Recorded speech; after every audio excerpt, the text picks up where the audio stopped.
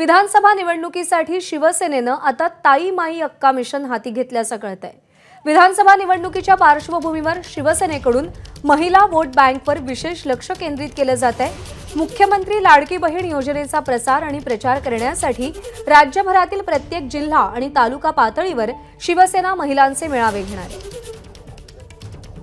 सूरज सावंत आपले प्रतिनिधी आपल्याला अधिक अपडेट देत आहेत। सूरज, विधानसभेच्या पार्श्वभूमीवर शिवसेनेचं काय प्लॅनिंग आहे? महिला वोटर्सना कशा प्रकारे टार्गेट केलं जाणार आहे?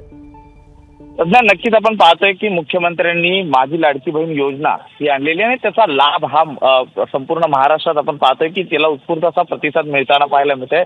जवळपास 1,80,00,000 महिलांनी ऑनलाईन अर्ज केलेले आहेत। त्यामुळे यापुढे जिल्ह्यामध्ये तालुका पातळीवरती महिला वोटर्स जे आहेत त्यांना आकर्षित करण्याचा प्रयत्न हा मुख्यमंत्री एकनाथ शिंदेंकडून केला जाणार आहे आणि त्यासाठी मिशन एकूणच या संदर्भातले मेळावे घेतले जाणार आहेत आणि जिल्हा संपर्क प्रमुखांना तशा सूचना देण्यात आलेल्या आहेत। त्यामुळे शिवसेनेचं मिशन ताई माई अक्का हे आता संपूर्ण राज्यभरात केलं जाणार असल्याची माहिती ती आता देण्यात आलेली आहे आणि याचा पहिला टप्पा हा आज सिल्लोडमध्ये होणार आहे। तर यानंतर आता विविध टप्प्यांवरती हे मेळावे आयोजित केले जाणार आहेत। जे महिला वोटर्स आहेत त्यांना प्रामुख्याने आकर्षित करण्याचा हा संपूर्ण प्रयत्न राहणार आहे।